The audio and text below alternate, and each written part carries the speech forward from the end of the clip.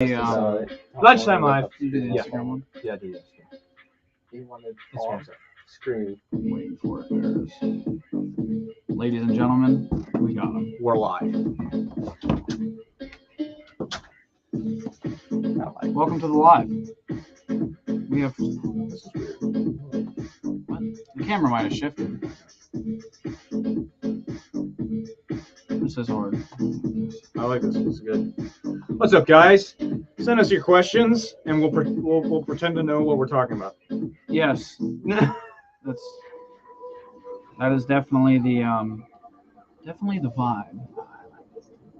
But yeah, go ahead, ask your questions, guys. Gonna let people join up for a second here. Wow, we got a decent chunk. Well, hello there, General Kenobi.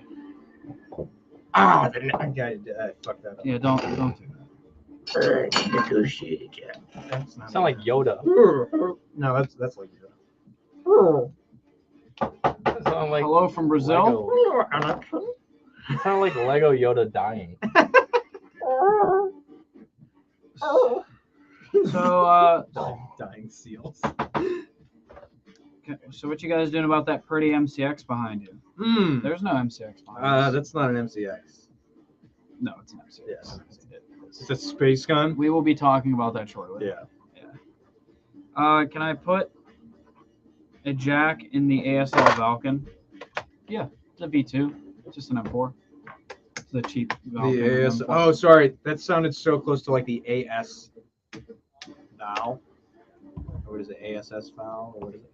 The AS Val? Yeah. Is it just AS valve or is it AS? Is it 3 letters? I can't remember. The Russian rifle? Yeah, the Russian. Oh, AS Val. It's the AS valve. Yeah. Sorry, I read that kind of like, oh, you mean the valve? Hi, Not the American Wilson. Hi. So good to see you. Well, they're seeing us. Okay, you see us. Will we ever see an Airsoft SKS? Interesting. I think we've talked about it a few times. Yeah.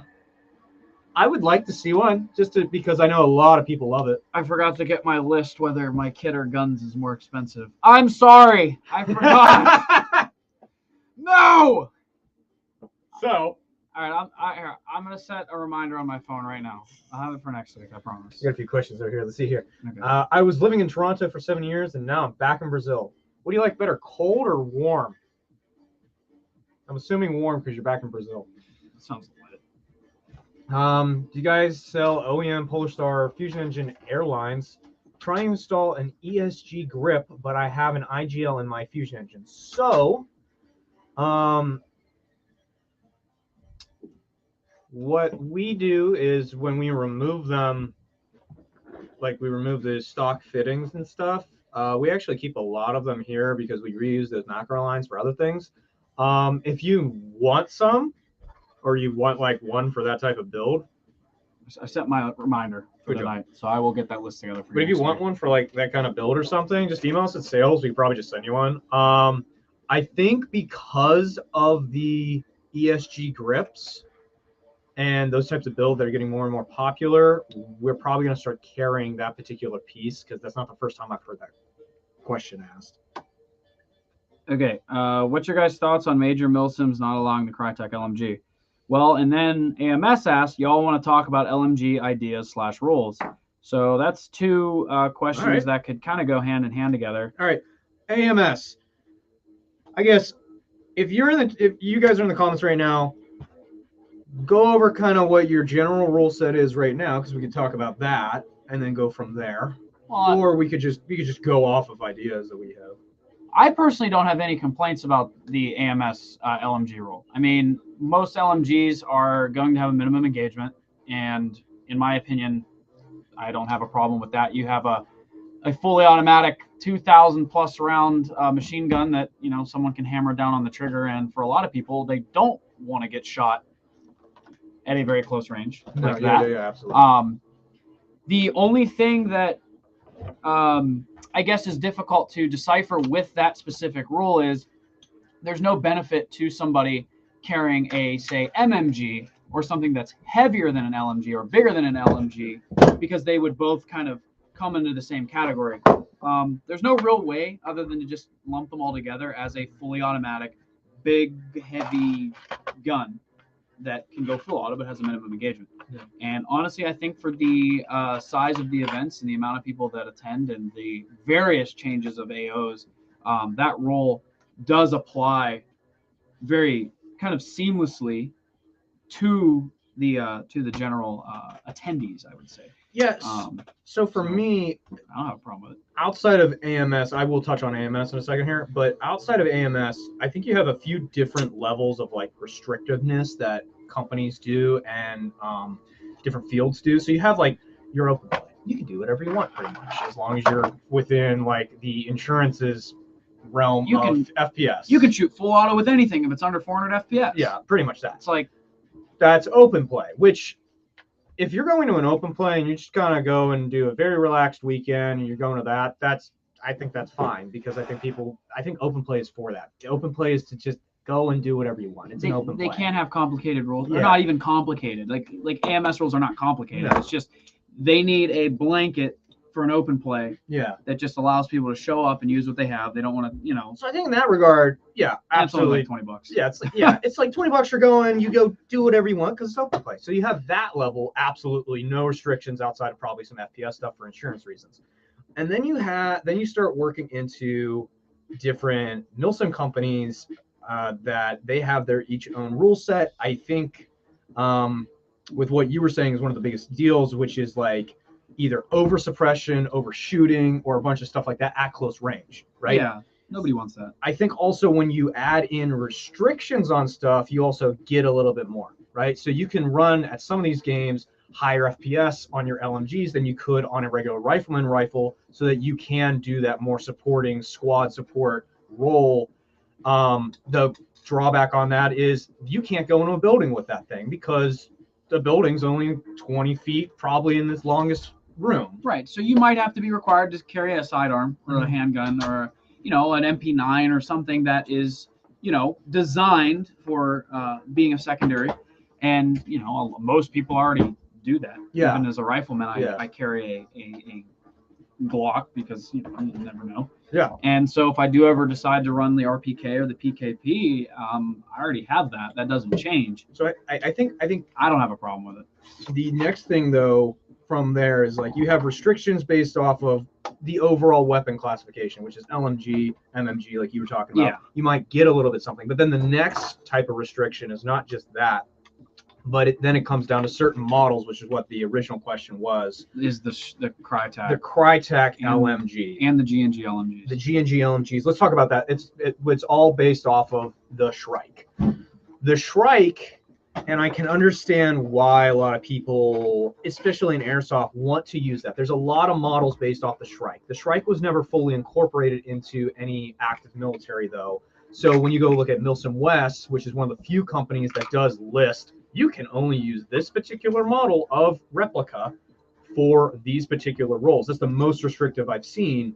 Right. And you go off of that, they're being that restrictive because they're trying to go for absolute, as much like military simulation as possible, because those factions only use certain types of weapons. We also have to remember that their weapon restrictions also play into their team identification. Yeah, that's If true. you're just allowing, theoretically, this is obviously theory, if the Shrike was never incorporated in any military, well, then anyone could technically have it. Any private military And contractor you could or push something. that for a militia faction to run the Shrike and NATO.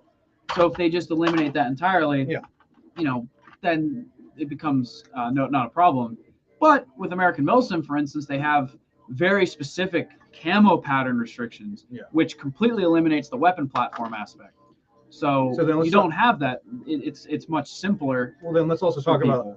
about the Shrike though specifically, and why the Shrike in particular, why I can see them restricting the Shrike style LMGs in particular, and it is because a Shrike is pretty much designed around the M4 platform to take a box mag into a regular M4 box magwell, or not box mag, into the regular M4 magwell. I can't speak right now. It's okay. So I can see from there in Airsoft, you put a lot of attachments on your Crytek CRB, and now you throw a box mag onto it and you call it an LMG. It's like, well, how can you police that? Yeah, and then it starts to devolve. Right now, the argument can be made.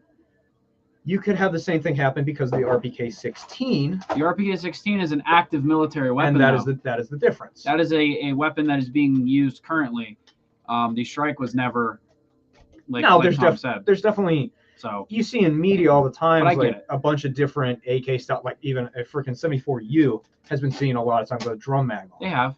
But that's in a lot of different roles and honestly not in what American Milsim is trying to emulate. If you're doing like an insurgency type of thing and you have iron sights on a 74U and a drum mag, but that's like the only mag you have, maybe you get away with it if you're doing a certain role play type thing, but you probably have restrictions on you at that point. I think at the end of the day is that's what we try to go off of. Yeah. So I personally think the easiest way to maintain essentially the Crytek LMG and the G&G Shrike are gaming the game. Let's just, in a sense. I would say so.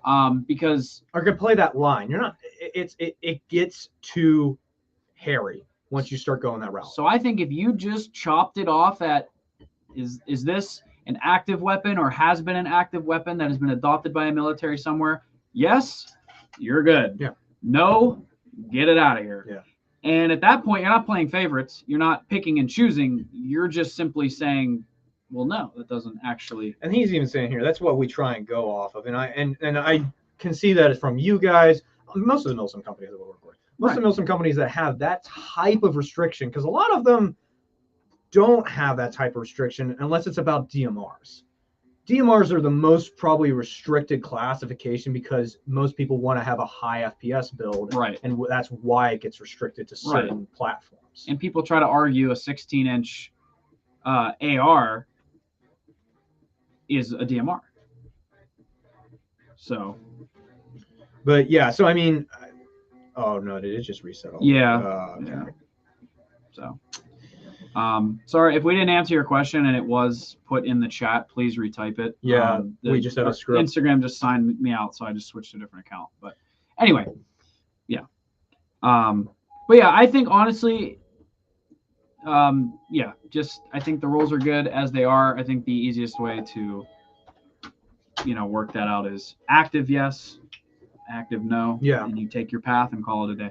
So I think that's definitely it. I know even like you look at Grimnir, they started looking into stuff like that. They started implementing some of that stuff. Because you don't want to be too restrictive to the point where people can't use different platforms. Yeah. But you also have to remember that you can't allow everything. Yeah. And the best way not to play favorites, and that's it. So yeah, that was great. Great question. Glad we could throw our opinion at you guys.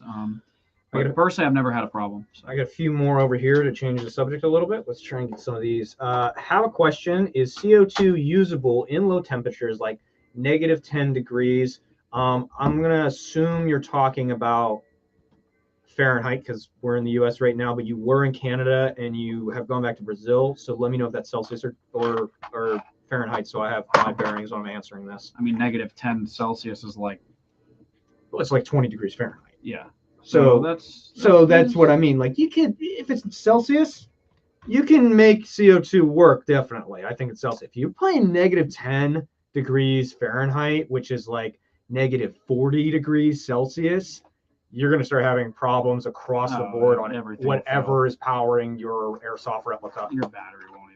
Exactly. Like batteries start suffering. Green gas is not working at all. Green gas, you might as well not even fill your mags. HPA might be one of the few that holds up, but then O-rings are just going to still shrink in HPA units. And HPA tapped gun might be one of the few things that might run in that condition because it is HPA and it's not a colder gas. Yeah, you might also be concerned, though, at that low of temperatures, all your plastic components and the lubricant on your gun. Bucking. Well, your lubricant might not even be rated for that low of a temperature. Yeah. So -10 degrees Fahrenheit, I just forget about it. Yeah, -10 Celsius, you're right on the line of what I would say is going to be operational.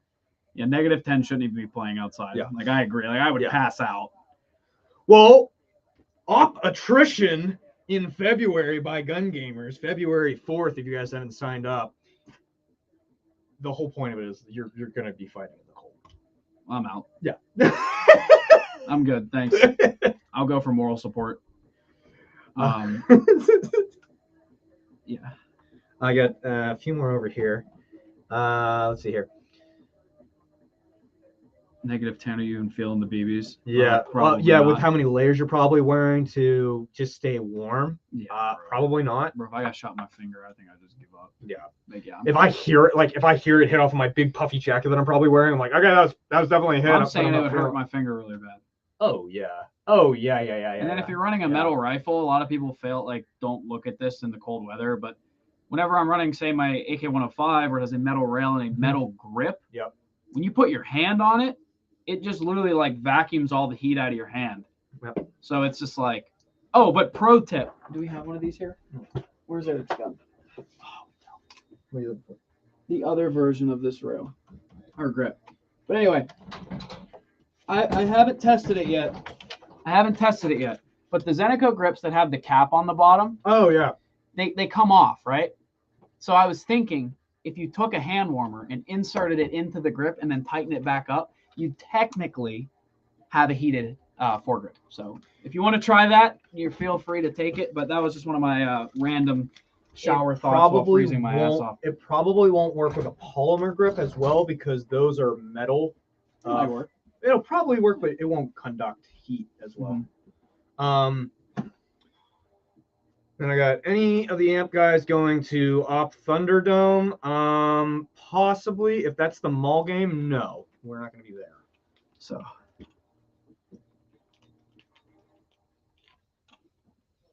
Good afternoon, guys. Another fine day to spend lunch with you folks. Thanks, Dark Horse. Nice spending time with you guys. I recently got an LBT QRC V2, and I'm a little lost as to what to put on it. What do you guys typically run on your carriers at events? It'll definitely depend on the event itself. Yeah. Some events are a little bit more demanding of what you carry on you. If it's an event that allows you to, wander back to wherever you're getting set up at, or you have like an opt bag or like an opt or fob. Yeah, fob. Yeah. Thank you. And Fob you can take bag. your bag out. You can obviously run your carrier a little lighter, depending on the weapon platform too. But most guys, if they're running like a normal plate carrier, is a 3 and 3 or 3 and 2, and then you obviously hydration, depending on if you want to put something in your pocket like a water bottle, or you can run a mat pack on the back so you can carry some extra BBs, grenades, or hydro, because hydration is key. So. And then, honestly, depending on what else you run, if you run a sidearm and you don't want to run a belt setup, how you want to put your pistol or your magazines. So it'll always depend on the event and your kit itself, like the gun. Airsoft's weird, right? Because Airsoft is, even at the largest AOs that we play at, you're not like 2 to sometimes even like 6 miles, or even some, like you could be ridiculously far from your fob in an actual military situation. In Airsoft, the farthest you're probably going to be from a fob is the other side of the field near the other opposing team's fob, which is possibly on the longer side, like only 2 miles away at the longest. I mean, there's some areas that are crazy long that we played at, but those are some outliers. But like at the longest, you're like maybe 2 miles away from your fob, and if you have a fob bag, you can very easily get back to your fob. A lot of times the respawn thing makes you have to go back to your fob beforehand, like more so than you would normally do. Speaking about like what I generally carry on me and my general carrier setup, I go to so many events now because I work for the company, and we go to so many events in the year that I pretty much decided in September or October of last year, whenever I went to Midsummer with Tony, that I was going to set up a pretty much general carrier thing, which for me is large GP pouches that are manipulative. So I have 2 of the Spiritus GP Talls on me that have Velcro inserts that I can change out. I have a Haley Micro in the front, big admin panel on that, some pistol pouches, and then rifle placard in there for M4 mags, or I can switch out for some AK mags. And then I have a dangler on the bottom. Generally, my dangler has either a BB loader in it, or like a mag reloader in it, or it has a tourniquet or something like that. And then I generally carry like a Nalgene bottle on me, or I am carrying a hydro pack in my Haley flat pack on my back. The reason I have all of that is because I can take that entire kit, run it at a 40-hour Milsim West style, or I could take it and go to a local play and have like barely any of the pouches filled up, but I have them for like in-game stuff that I might want to throw in a pouch or something like that. The way I think about Airsoft, if you're going to a lot of games, I like that generalized setup that I don't have to really change out every time I go to a game. If you're thinking about a plate carrier setup at a game where you go back to the fob, I would make that thing lightweight. I would have somewhere for a tourniquet, somewhere for hydration, and then enough magazine carriers to hold probably 5 to 7 mags on your body. If you run a secondary, 2 pistol mags, and then I generally always recommend, outside of a dump pouch, 1 empty, larger general GP pouch of some type, because that pouch is then going to be your random things are just going to go in there throughout the game. You get information, you have to grab an item that's small enough to fit into a pouch, you put maybe some grenades in there, stuff like that. That is one of the biggest things to put on your kit that I think is overlooked a lot, is a just empty pouch when you go into the game. Don't put anything in there, because you're going to end up putting stuff in there throughout the game. And if you have everything filled up, you're not going to know where to put anything. That's kind of how I have my stuff set up. Yeah. I've been told my scattergun with the M4 adapter and HPA tapped in 6-shot is overkill. Do you think so? What PSI are you running it at? And are you running that indoors or outdoors? I would imagine it's indoor. If you're doing indoor and you're like cranking the pressure, I would say if you're going past what the FPS limits are of that field, yeah, that's overkill, because you're now going over the FPS limits. If you're running it normal and you're out shooting people, because you still have to pump that thing. Right. I don't think the FPS is the matter of what he's asking. I don't think it's overkill, because I do in a sense. So the whole thing with a shotgun is, this is obviously just personal philosophy, is the shotgun is designed to shoot, in his case, 6 BBs per trigger pull. Yeah. That is, an insane rate of fire if you actually like break it down. Time taken to expel X amount of BBs. Now, obviously, abusing it is one thing. Slam firing, like putting 3 of these shots into every person you meet. That's the same, negativity that you could get out of someone using HPA. But I think one of the things that allows shotguns to run these kind of 6-shot bursts is that they are shell fed. Yeah, and the shell is the ammo restriction that the real counterpart would use. I mean, theoretically, a tube-loaded shotgun might hold 6 to 7 shells, depending on the tube. But when you're introducing infinite air, which is okay, I don't think HPA tapping's, that's irrelevant. Yeah, all you're doing is propelling the BB. Yeah. But to be able to insert a 250 round mid-cap magazine and just six, like you've now turned that into an LMG pretty much. Well, I'm not. I mean, suppressive amount of fire coming out of that gun, you've effectively turned it into an LMG indoors. I think if the gun is not being abused and is being used as, you pop a corner, you shoot one, you pop a corner, you shoot, and you're just playing the game as you need to, I don't have a problem with it. If you like, that's not the concern. I think the concern is when people go in there, hold that trigger down, and just literally like you've now expelled 100 BBs in very.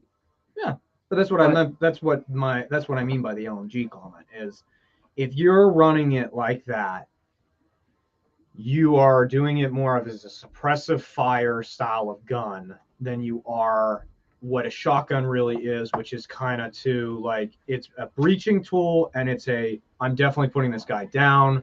I'm not dealing with it. Oh, okay. I'm putting this guy down. I with buckshot or whatever is in the shotgun right now. And I do think the main point that you have is the most valid one. Most shotguns are designed to be tube fed, not mag fed, which means they can only hold the longest tube fed shotgun can only hold 14 rounds realistically. That's why you don't with see extensions. That's why you don't see the Tokyo Marui AA-12. Yes, because people don't allow it. And so now you're not intentionally doing this. I'm just saying, once you introduce a larger mag capacity, and just like the AA-12, where it was battery operated, where you were never restricted by air or gas, you now have just too much fire, even though it is considered. And once again, this also can boil down to a gray area for a field where they might not care. It might literally be insurance, where you're now cresting the line of whether it's full auto yeah. because of the amount of BBs expelled by the toy gun. Yeah, and So- that actually is a very big point, because for insurance purposes, a lot of indoor fields might have one night a week where it's like you can do full auto here, and that's okay with their insurance because it's not happening all the time. It's a controlled environment. Yeah. Versus a lot of insurances will go, well, if you're doing full auto all the time, weekly, your price now goes up because there's a higher level of overfiring that's happening. People possibly getting injured more BBs on the ground. Now people can slip more. There's a lot more that the insurances look at outside of just are people having fun. Yeah. So I don't know. I think it could be balanced out, but I also think it shouldn't be abused. That's all. Any concerns with running a JST to Mini T cable for just a normal 7.4 LiPo and a drop in HPA? Not if it's a 7.4. No, if it's a 7.4, you're fine. Yeah, the connector's irrelevant. Yeah. I would like to HPA my A&K M60, but not break the bank. What's some good suggestions on what to use? I'm looking for 50 to 60 RPS. 50 to 60 RPS out of that box mag is going to be your biggest. Yeah, the box mag can barely keep up at like 30 rounds a second. So you're going to have to drop some cash on like a bull gear insert or something that can actually compensate for that high rate of fire. And if you're talking about like, honestly, so this came up a few years ago when we were really starting to kind of expand what we were doing with builds and letting people kind of pick and choose what they wanted and being fully custom.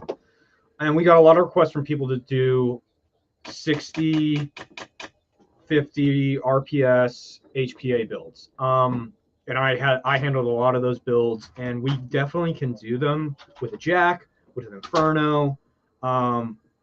Oftentimes what ends up happening and being the biggest restrictor is not the HPA unit itself, No. but the actual mag feeding, the hop-up unit that you're using, making sure there's no restriction anywhere in that BB flow, and then that you're bucking as well, making sure that it is the correct bucking for your current climate conditions that you're in. Because if your bucking swells at all, that's more resistance, that's more then it's not going to feed properly. There's a lot more that goes into your magazine hop up and barrel setup for that high rate of fire than your HPA unit. Yeah.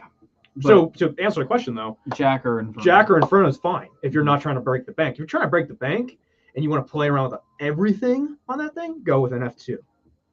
Or you can put a M249 Fusion engine in there as well. Yep. And then you should change it off. Love and miss you guys. Hope this year is full of blessing, personal and professional. Thank Same to you, bud. Suggestions for placards, looking into Haley's. Absolutely, get a Haley. Get the new one. I love my Haley.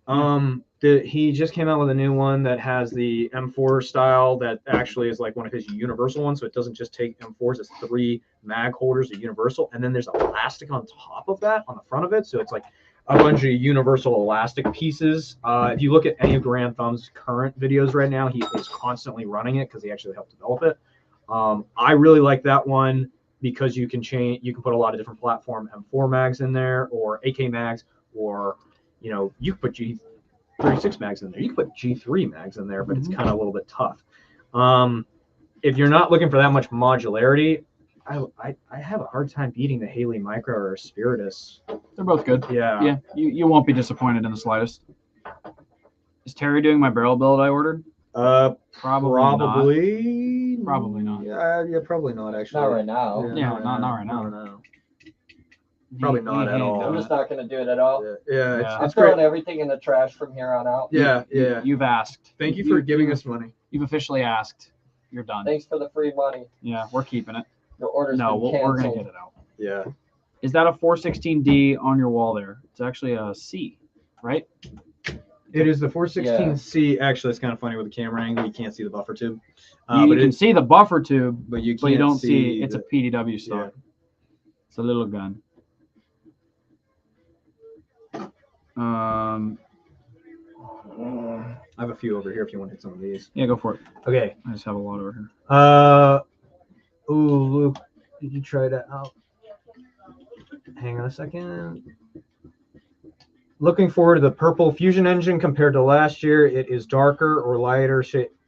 Is it darker? Is it darker or lighter? I kind of think it's a slightly bit darker. I agree. And purple is a very hard color to anodize. It turned out so nice. This is probably my favorite version. Honestly, it turned out so nice. Your math is terrible. Yes, I Googled it. He's right. He is entirely right. I'm bad at math. Yes. What do you guys think the best mid-cap magazines are? PTS, Elite Force, just wondering. PTS EPMs. Yeah. PTS EPMs all day, every day. They run constantly. We do all of our testing with PTS EPMs when we can, if we're doing an M4 build. Yeah. Well, even the AK ones are good. So. Yeah, the AK ones are great. Any of the newer PTS mags, they use all the same type of springs. They use all the same type of technology when feeding the BB. They just put it into a different form factor, and it works really well every single time. However, you're talking about maybe a 20 to 30% increase over an Elite Force, which costs $11. So Elite Forces are also very good, and you get a lot of bang for your buck. Absolutely. If you lose mags all the time, it's probably Elite Force mags. Yeah. I have a question. Why does my TK45 shoot once and then it gets stuck? Gets stuck. I mean, I imagine you have to flip it to full auto and then shoot it, and then it'll get it unstuck. I assume it's a dead battery or low battery. So if you're talking about jamming, yeah, I was gonna say, is a BB getting stuck or is the gearbox getting stuck? Yeah, let us know. Yeah, please, and then we can get you a better answer. Because right now it's very generic. Hi everyone from Kazakhstan. Hello. That's a cool place. Hello. That's a cool one. Welcome to the live. Thanks for joining in. Only 6 people? No, actually. So if you're on YouTube, you're probably only seeing the YouTube people. We actually have a ton more people on Instagram as well. We have people on Twitch, Twitter, Facebook, we have a bunch of different platforms. We're just kind of streaming to a bunch of different ones as well. Yeah. What is the blue gun in the back? Blue gun. Oh, this is the ATP or I can't ATI. I'm cropped out. Yeah, you're cropped out of it. So the ATI sub 5. We're still doing some last minute stuff to that, but that should be coming up on very soon on the website. We got bogged down a lot because of holiday builds, so a lot of newer stuff got put on a little bit of a delay just because we needed to get holiday builds out for Christmas because people wanted their stuff for Christmas to open it on Christmas Day. So a lot of projects that we have talked about that kind of got delayed a little bit are now ramping back up, especially now that we're kind of out of the holiday season, even though you guys are still ordering crazy and we love it. Thank you. You're killing us. You're dying. We're dying. When do you guys plan on getting the new Elite Force semi-auto shotguns in? Well, Eric read into the future. We actually have them in. I want to get some shooting through this gun. I'd love to actually see how it shoots and see how it functions. But we have them. So don't buy this until I get to do my research on it. No, go ahead and buy it. Yeah, no. It feels great. I actually really like how it feels. So when they were showing us this at SHOT Show last year, and I can kind of show this a little bit. So stock comes off, and your CO2 goes into the back of the stock there with that little Allen screw there. And then it's not a pump. This is just a rail. It's semi-auto. And you can switch it between single and 3-round burst. I'm super happy that they did this because this is one of the first, I'm not saying it's the first, one of the first semi-auto tri-shot shotguns that's not an AEG like the AA-12. Yeah, TM. This is real exciting and the price point's really affordable. Yeah. So I'm really happy. It's really interesting though because it only has one barrel, so it's not like a true tri-shot normal barrel. It will just fire 3 rounds each time it shoots. So I am really excited about this. I was really excited about this when they showed it to us at SHOT Show. And I can't wait to see the shooting videos that you do with it because this is super. I want to see how it shoots because I know I'm going to get asked about it. Oh yeah. That'll go there. Egg or tuna fish sandwich? Probably egg. I don't like tuna. Tuna salad, Italian tuna salad sandwich with balsamic. Will you guys be carrying the new Gate HVA system? Absolutely, 100%. Yeah, we will. Actually, update on that. I think so. Kurt sent me a message, I think last week, that they'll probably be in within the next month to month and a half. So keep an eye out on that, and we'll do some testing on that immediately once they get in, just because so many of you are interested in that. We are interested in that. Yeah, they should be in very, very soon. Are you guys going to restock on the pre-built high kappas? There aren't any plans at the moment for that. Just pre-built high kappas. I mean, like we don't do that right now. I mean, yeah, we did those That was a very long time ago. so long ago. We just don't have the manpower at the moment. High kappas, a lot of times when we look at stuff that we're doing pre-built on, like, you know, our online builds that are custom built stuff and pre-built stuff, a lot of times what it comes down to is amount of labor hours versus parts versus what we can sell it for. And as much as we get asked a lot about high kappas in particular, gas blowbacks are always more finicky than an AEG or an HPA unit, like 90% of the time. So that's why we are trying to figure out a way to do it again, but also the manpower that we have currently, I don't think it's a good business idea to do it right now. Yeah, I agree. I plan on doing a Desert Fox event. Have any experience? Unfortunately, I have never attended one. I've always wanted to. I have a bunch of friends that's been to them. I've been to one. I think it's actually a pretty well run event. I think the Blue Fox tracker, if he continues to use it, is a really cool tool that he implements. I like it a lot. Jet is cadre for MSW, and in that he has a large pool of guys that he works with at his events from MSW, and it seems to run very well or very similar to how MSW runs theirs, but more like the style of play is not an MSW. I don't want to make it seem like it's like, oh, it's like MSW, you need to prep for it. It's very welcoming and inviting is how he runs it. And I think it's pretty well run from what I've seen. So, and we're looking forward to those events again too. You have anything over there that you need to? Yeah, I'm trying to see. Blue Gun, we just talked about it. Is VFC going to update the SCAR H? I don't know. I know we're continuing to get those in, but what do you mean update? Probably like put an Avalon in it. Well, it is like a modified Avalon in it for the most recent ones. Is it? Yeah, it's like a modified. It's like a modified Avalon because the wiring is different because of the hinge, right? And then the selector gear is different. The selector plate is different, but outside of that, and the nozzle's different.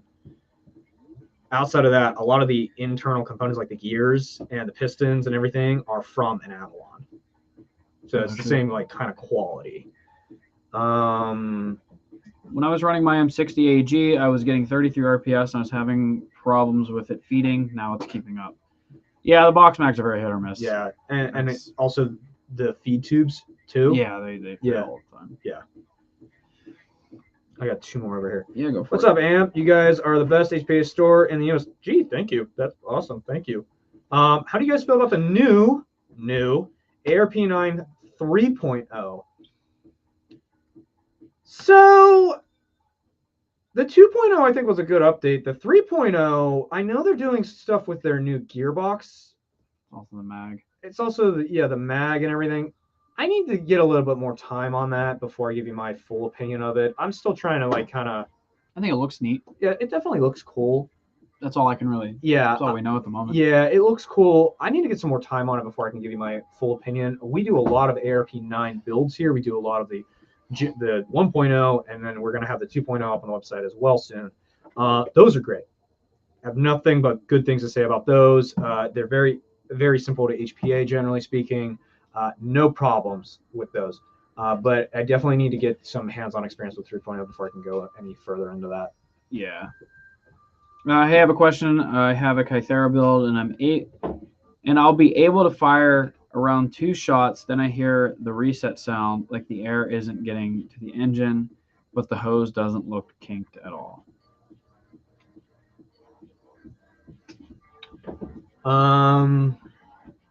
Email us, and in that email, send us a video. Also, give me your PSI, and see if you can get a picture of your nozzle alignment. There's a few different things I could probably go over with you, but I feel like that's an email one, and I can be a lot more helpful through an email than I can on this very short live that we do.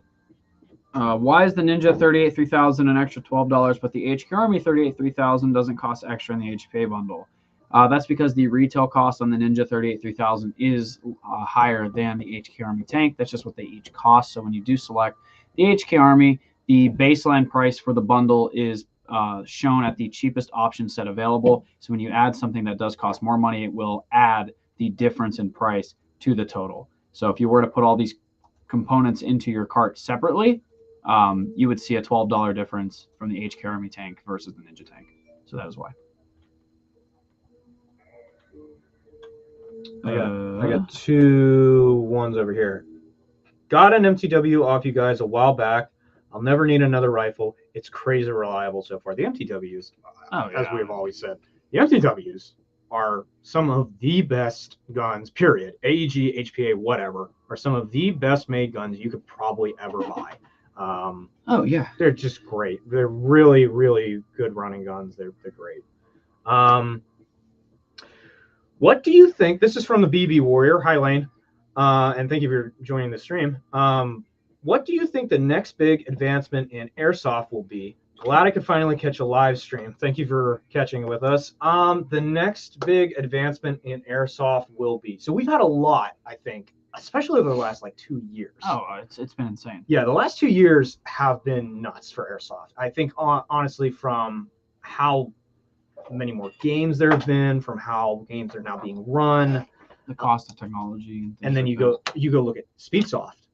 The Speedsoft sector, right. There's been huge advancement. I mean, you have stuff like this, but you have the Sub 5, which is a completely 3D printed gun running the bare minimum space needed for an HPA unit. I'm gonna stop pointing it out on the wall and put it. This is a very big advancement, I feel, in very minimal what you need to run an Airsoft gun. Mag, HPA unit, tiny barrel, space for the battery, space for the FCU.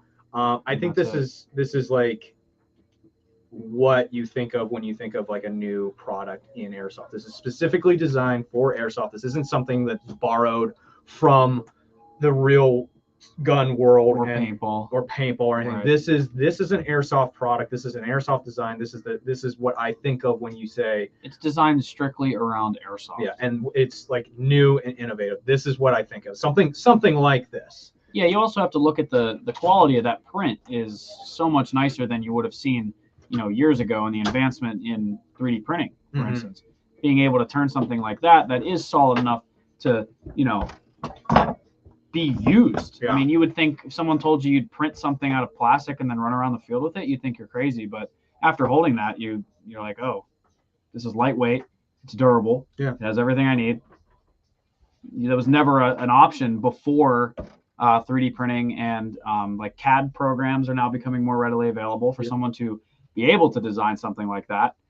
Those are the big advancements. You also have behind us the Desert Tech MDR, which is another realm, which is AEG, and it's a very weird bullpup, right? Like it's kind of like an AUG. Its own gearbox. But it has this super proprietary gearbox. You look at the G&G 3.0 that's coming out as well. It's super proprietary. It's not super proprietary, but it's a very big step in upgrades to an AEG. It's innovation. Yeah. I mean, it's different. And then you look at the Pulsar and the Gate 2 coming out as well. There's a lot that happened this past year. It's too much to keep up with sometimes. But I think if you're talking about like what's the next big thing in Airsoft, I'm thinking more along the lines of more integration of phone technology and mapping at games. I think that's going to be a bigger step too. I think we're going to see a lot more heading that direction at games. Yeah, I didn't even think about that. I think the other thing you're going to start seeing is people, especially with how hard it's been to get tag-ins, I think more and more U.S. companies are going to start working on different solutions for grenades, especially with Airsoft Innovations not really being around anymore. That's true. I think that's something we're going to start seeing. So those gaps in the market that we have either lost or people are now seeing that haven't been addressed before with updates in technology, I think we're going to see a lot more of that come this 2023 season. There's been voids in the game and in the products that we have available to us that just weren't able to be fulfilled because the technology wasn't there, or the cost to do it was so high that it would never be a profitable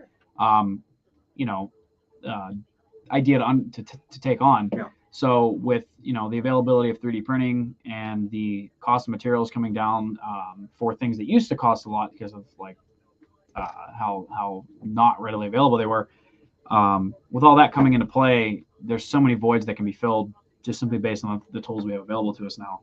And as they become more readily available, and 3D printers and CAD files are going to be, they're becoming a more common household item. Yeah. Which is interesting. Yeah.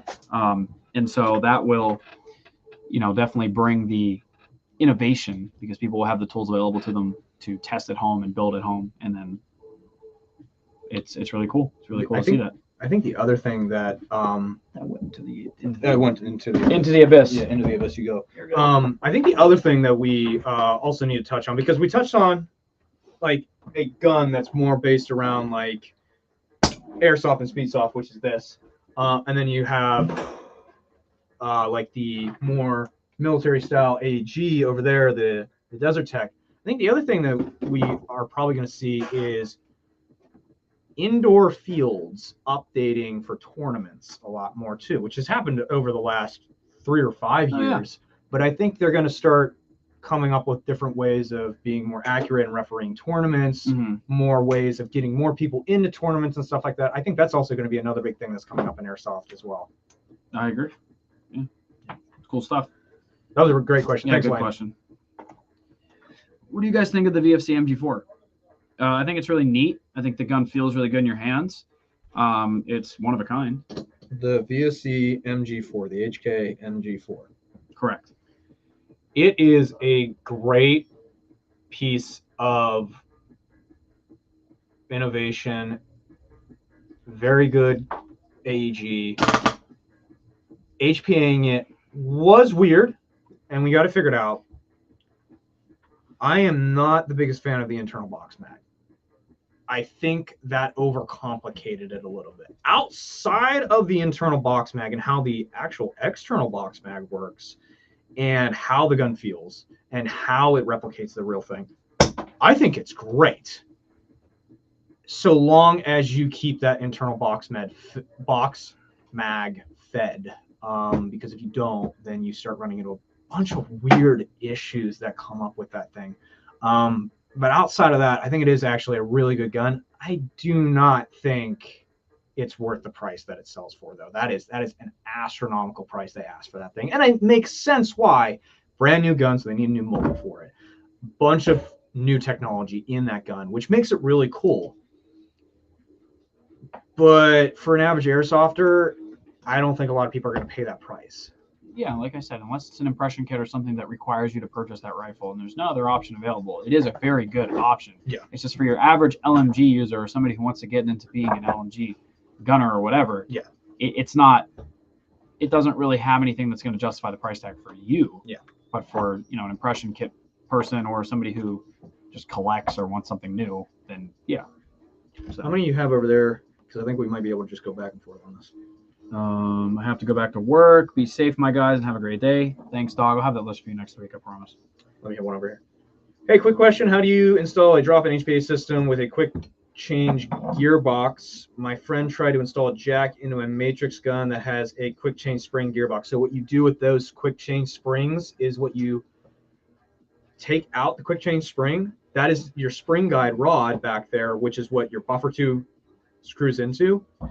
Take an angle grinder or a cutting Dremel bit and you cut down your spring guide rod, and then you super glue it on one side of the gearbox so that when you close the gearbox, it's there and you can still open the gearbox. And then you will screw it into the buffer tube, and then it'll kind of all lock itself up once that screw is set. That's what we do here in the shop. That's how I would handle that. Smart. What KWA rifle do you recommend buying for an outdoor field or any other rifle? The KWA T10 or the CM4 is what I would recommend because it's a full-length M4 barrel. That's what I was going to say. I mean, the T6 also, or the newer ones that's coming out with, which look really cool. Mm-hmm. The E4 is pretty much the T6, the new version of T6. You could definitely run any of those outdoor as well. They're not too short that they're going to compromise. Absolutely not. Yeah, barrel length doesn't necessarily restrict you from running a gun outside or not. Yeah. 10.3s are very common outdoors. Yeah. Yeah, I was going to say the Centurion KWA rifles too. Yeah, the CM4. CM4s are Yeah. super fun. Yeah. We use those all the time. So we have a bunch of those as demos for when we go to different stuff. Mm-hmm. So those are good guns for sure. Yep. And let's see here. Hey guys, first time tuning in. I run your SLP Reg with the custom premium line. I love it. You guys have awesome product. The HBA starter kit is so nice. I recommend it to all first timers. Thank you so much. That was Comfy K Entertainment. Thank you so much, man. Thanks, bro. Appreciate that. Yeah, the starter kit was definitely designed for that purpose. So I'm glad that it's working out.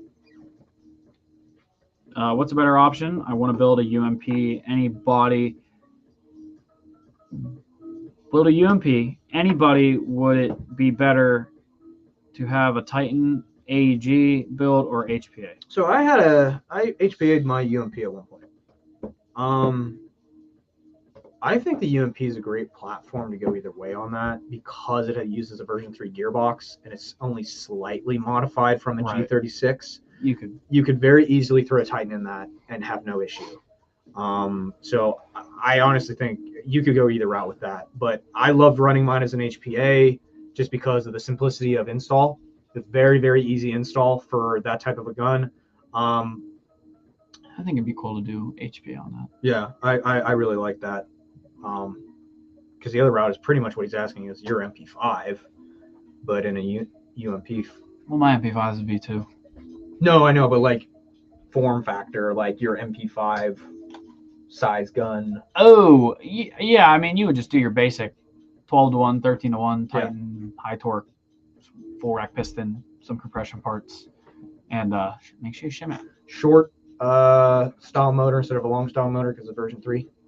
That's the other thing. Correct. Yeah. Wow. Oh, But God, we have so many questions. We only have 8 minutes. Oh, actually, probably only have 7 minutes left. What do you got over there? I got 2 over here. How often do you release Fusion Engine collabs? I think it's every like 3 months, something like that. It sometimes gets delayed. Sometimes it's a little sooner than anticipated. So give or take 3 months, depending on Polar Star's lead time. If you want one and we have it in stock, grab it because they go very quickly when we get them in. Yeah, agreed. Yeah. Hey, question. What would be your ideal fave platform, M4 or whatever platform type gun with no budget for upgrades? You guys rock with this live. Keep it going. Thank you so much, dude. Thank you. That was from Jack Burton 4.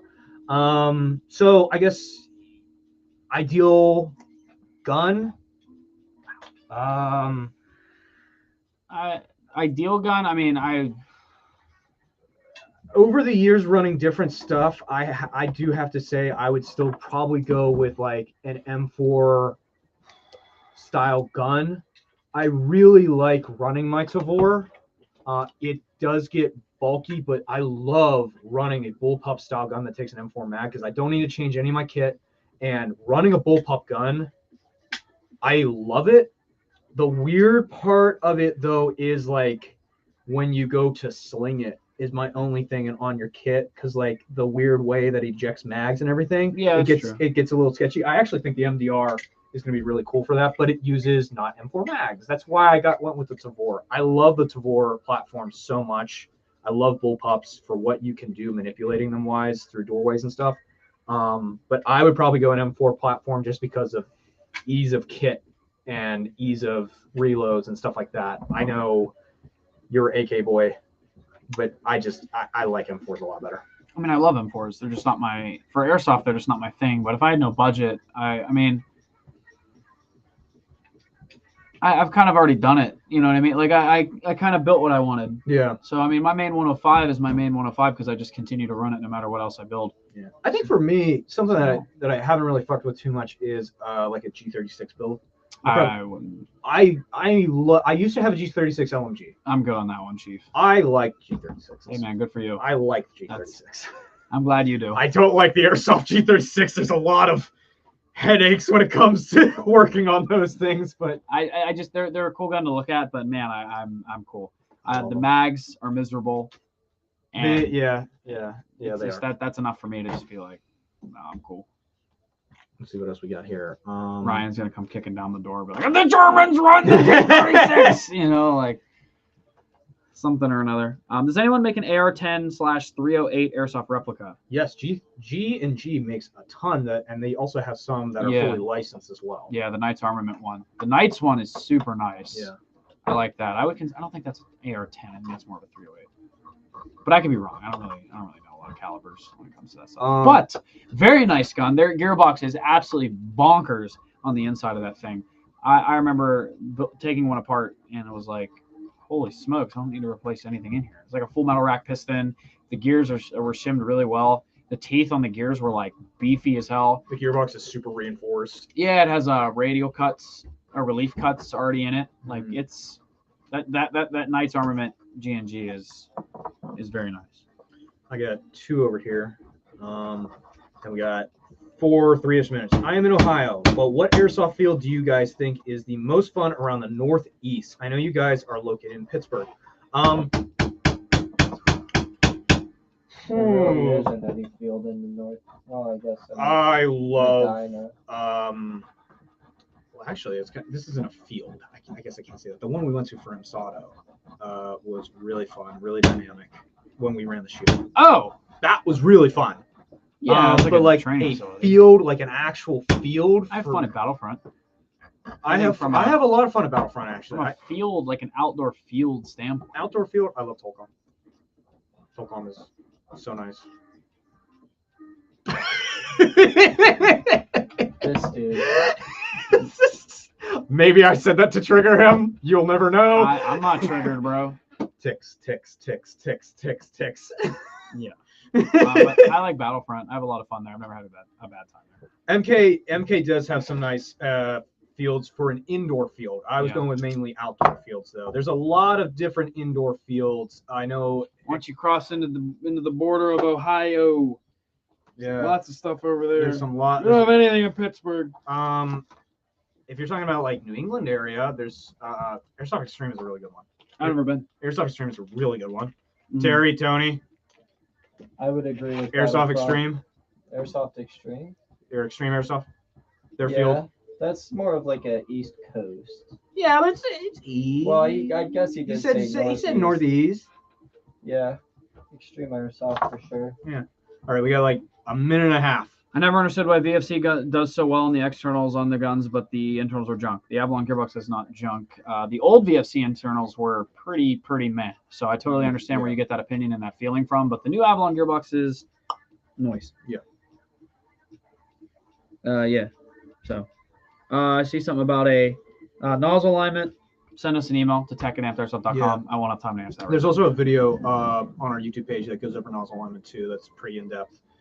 Here's another gun battle: KWA T10 versus Centurion Arms CM4. Funny fact, they're pretty much the same gun. They're literally just trades in a different rail is pretty much the only difference. They're like the exact same gun. The T10 actually, some of the versions have a empty mag detection feature as well. They were based on each other pretty much. I would still do the CM4 though. Yeah, I like the CM4. we're probably gonna need to wrap this up for Instagram. It just kicks us in. Yes. It'll be an abrupt ending. Thank you guys for joining us in on another live stream. If you guys don't know, every week 1 p.m. we do this. So join us again. Get your questions. I will have the list for next week. And, well, the list will have to be done at. Oh yeah, we'll Shot be in Show. Las Vegas. So tune in next week for our SHOT Show live. We'll be in Vegas. Join us in Vegas. Bye, guys. Okay. See